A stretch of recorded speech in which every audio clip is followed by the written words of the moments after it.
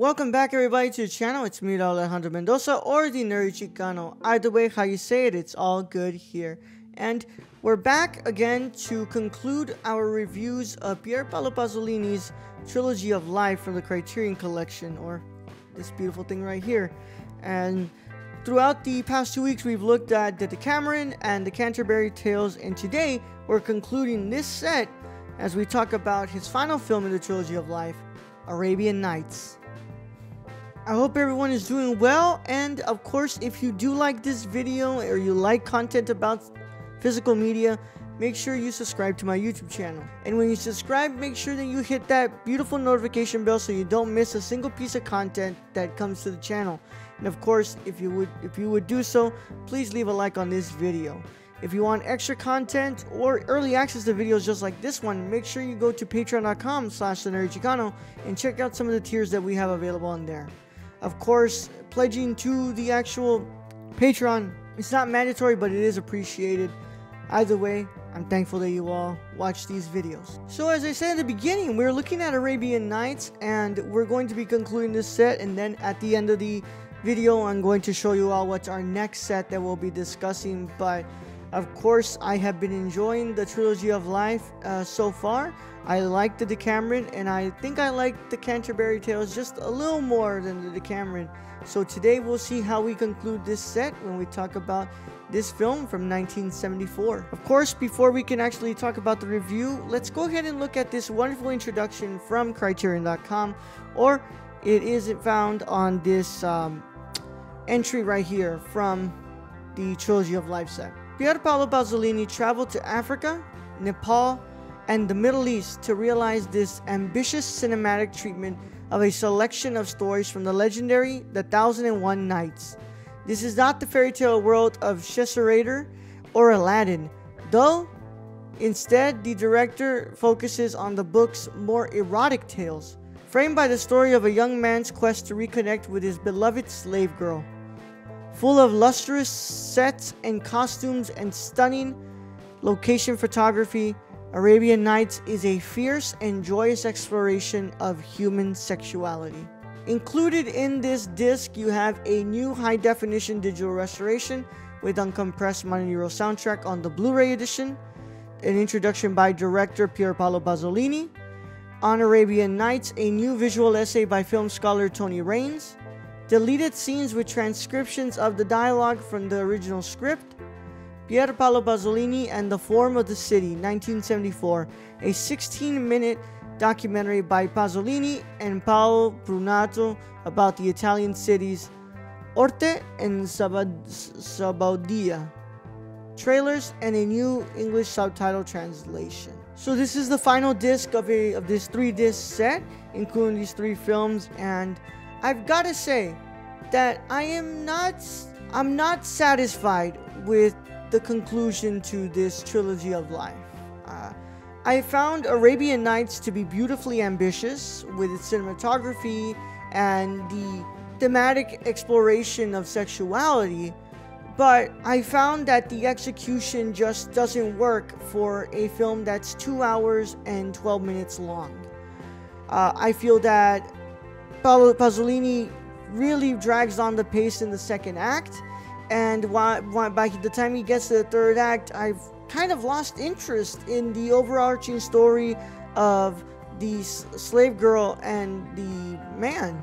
I definitely really appreciate the ambition and the way that Pasolini kind of approaches sexuality in this film, and I think that that's really part of what feels very organic and downright beautiful about this movie. It's just how much he's able to concentrate purely on the sexuality without having to make commentary on religion, which there's none of in this film. But because of that, Pasolini kind of sacrifices a lot of what was strong about the Decameron and the Canterbury Tales, which kind of leaves a very hollow presentation of sexuality in another famous tale like the 1001 Nights.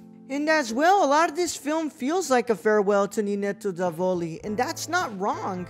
It's not a wrong thing to have in here. You know, Pasolini has the right to get as personal as he wants with his art, But sometimes it feels like that heartbreak and the sadness that is playing through the thematic parts of this film are overtaking a lot of the execution.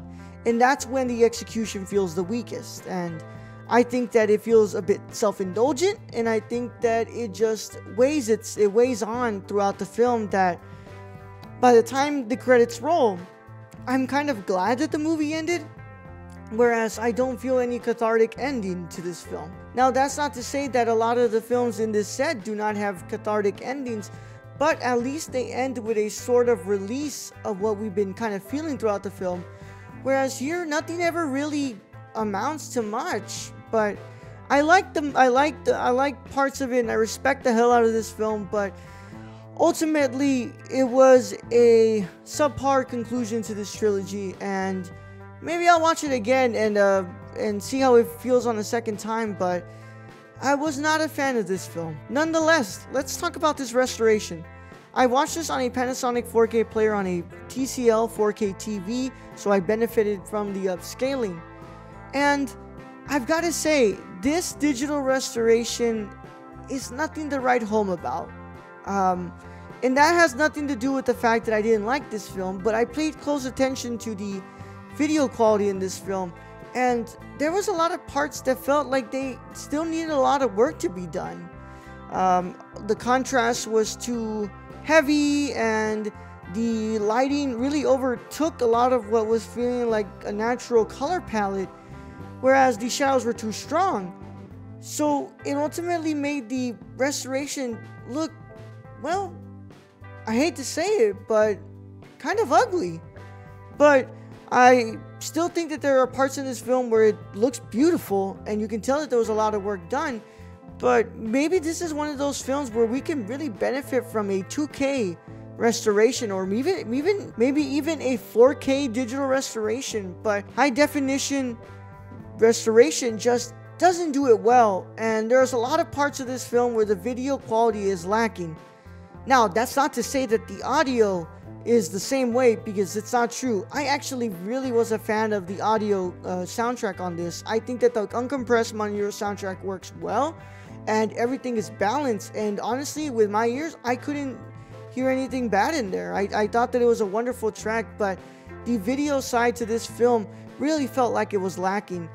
You know, compared to the Decameron and the Canterbury Tales, this film just doesn't feel like it got the same treatment as the other ones, and I'm sure it did, but maybe it was harder to clean this one up, or maybe the film stock was just a little more damaged than the other ones. But other than that, I gotta say, I like the audio a lot, but the video quality and video restoration of this film was really lacking in that department. Now, that's all I have to say about the Trilogy of Life set from Criterion, and I've enjoyed this set. Even though I don't like the last film, I still liked the other two, and I've got to say that I'm really happy I bought this. I can't wait to go through the special features. I did watch the introduction from Pasolini, so I really liked that. I thought it was interesting outlook into this trilogy, and especially into Arabian Nights. But now we're going to say goodbye to Pier Paolo Pasolini and say hello to our next set that we'll be talking about these next 3 weeks. But we're going to be talking about Abbas Kiarostami's The Cocker Trilogy. These are 3 films from filmmaker Abbas Kiarostami, which I've already seen before, but I am very excited to talk about these films because these are some of my favorite films, and the filmmaker Abbas Kiarostami is incredible.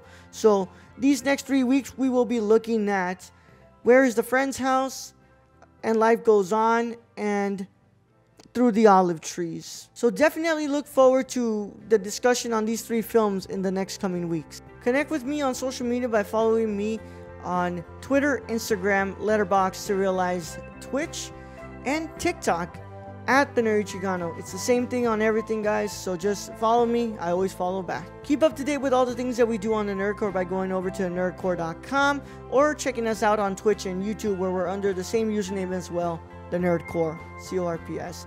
Lots of fun stuff going on over there, so check that out, and as always, just make sure you support us in that endeavor.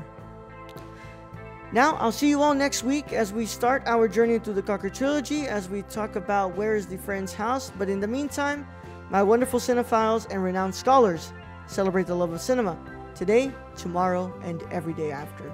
Catch you all in the next one, guys. Bye-bye.